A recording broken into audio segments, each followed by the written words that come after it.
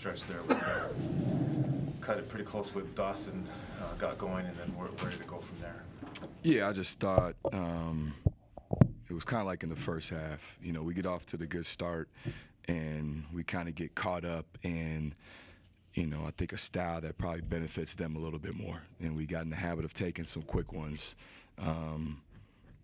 which, you know, there's good and bad with that. But I think we really talked about these last couple of days, just how they want to play. I mean, they put, over 90 on Nebraska, and they're a very potent offensive team. And, we'll look at the film and see, as far as offense, what we can do a little bit better. But I thought, defensively, we just had detailed breakdowns, which you can't have. I think there was a number of times late shot clock, you're ready to get a stop and you get a back cut or you get an offensive rebound. And those details you can't do. You can't afford, especially against a team like this that's good at the line to foul them, or a team that, you're forcing into late clock to bail them out with just a miss with a detail. With Farrell, obviously, had a big game versus Indiana and wasn't really able to get going today. Was there something physically with him, or it was just kind of one of those games? Yeah, no, I don't know if he was cramping or what, but he wasn't 100% today. But I thought defensively he had spurts where he played well. We gotta find a way to get him back feeling good, whatever it is that he's going through right now. Obviously, it hurts when he's not out there. So. You saw Coach Thorson pretty lively during timeout in the first half. What was the message he was trying to send at that time? I think it was just more about we gotta find a way to dig deep and be more of who we are.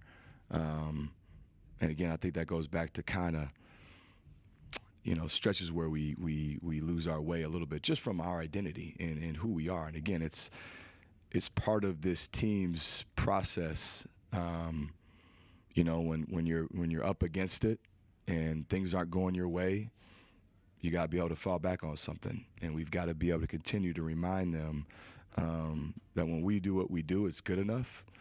They got to believe it. And then they got to go out there and have confidence to do that. And you got to withstand a couple blows. We talk about in this league, it's unforgiving. Teams are good across the board. Good players, good coaches.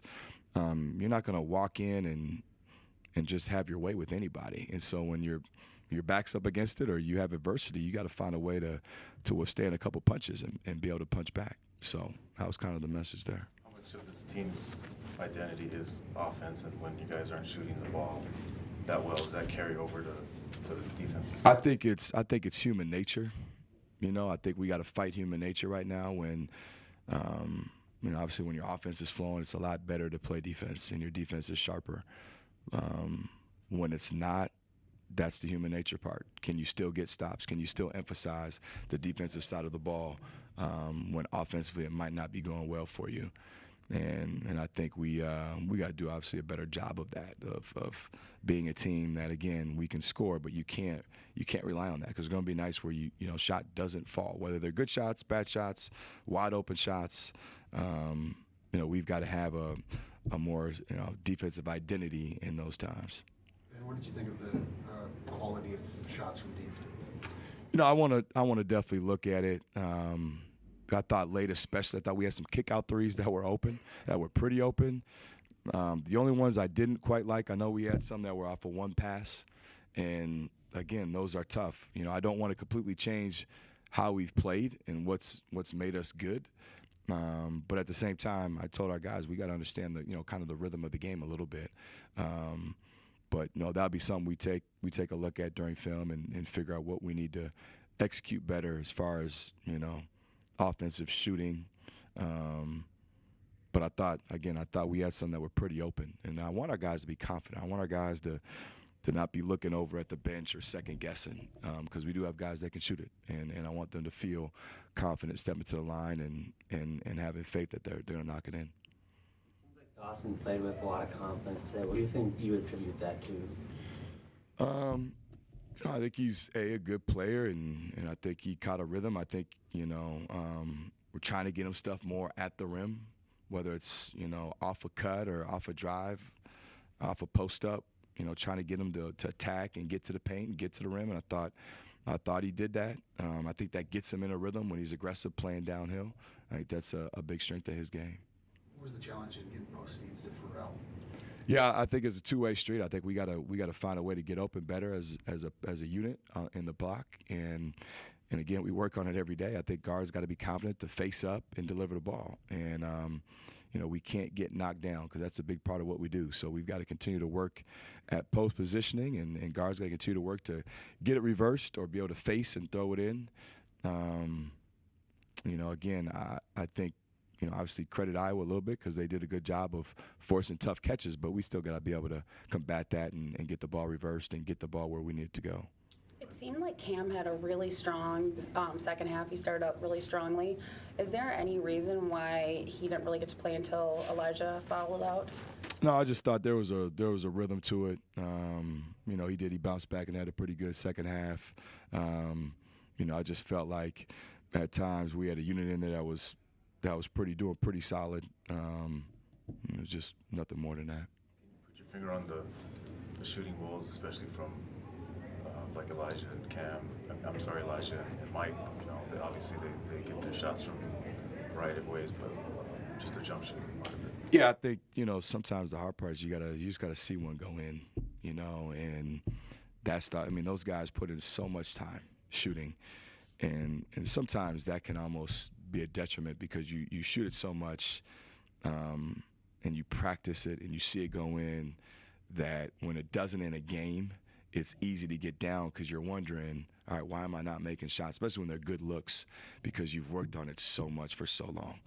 And so it's fighting that a little bit. It's fighting, that hard work doesn't guarantee success. It just puts you in a better position to be successful. And so I just want to keep telling those guys that can't stop your preparation. Because eventually you're going to be able to fall back on that. It's gonna swing and come your way. Shooting is a hard thing because it's like that. You could have games where you're really hot, and Mike's had those, and then you have games where you just can't seem to get to buy a basket. And obviously teams now know they can shoot, so they're playing them a little bit different. It's like Cam, now you're on the scouting report a little bit higher, and the verdict is out. So guys know that Elijah and Mike can shoot. So the closeouts are a little bit different. But actually just those guys seeing one go in, I think, it helps everything. You mentioned guys looking for Pharrell and Dawson, kind of in the paint. The way Dawson got going in the second half, do you want them looking for that a little bit earlier on kind of nights when shots aren't falling from outside? Yeah, again, that's something we'll have to look at, to see, do we miss guys that when we shouldn't have missed them to take jump shots. But yeah, no, I thought we talked about, being able to control the paint. We talked about that from day one of this scout ad nauseum, and we did not do a very good job of doing that. And so we gotta figure that piece out, whether it's off the drive, off the cut, off the post up. Being a team that can live downhill and can live in the paint. And again, when guys got it going, whoever that is, finding ways to get them the ball in positions so they can do something. Ben, there's going to be highs and lows in the conference season. What's sort of the message going to Michigan State on Thursday after you drop 2 in a row? Yeah, no, that's what this league is, right? And no one feels sorry for you. You got to pick yourself up and come together as a group and make sure that we stay connected. And again, there's going to be ebbs and flows all year. That's part of it. That's part of this level. You look across our league, there's a lot of guys that are probably going through that right now, whether it's a 2-game losing streak, a 3-game. It's a long journey. And you got to be able to come back the next day and pick yourself up and figure it out and be prepared to go on the road now. Thanks, Coach. All right, thanks. Thank you.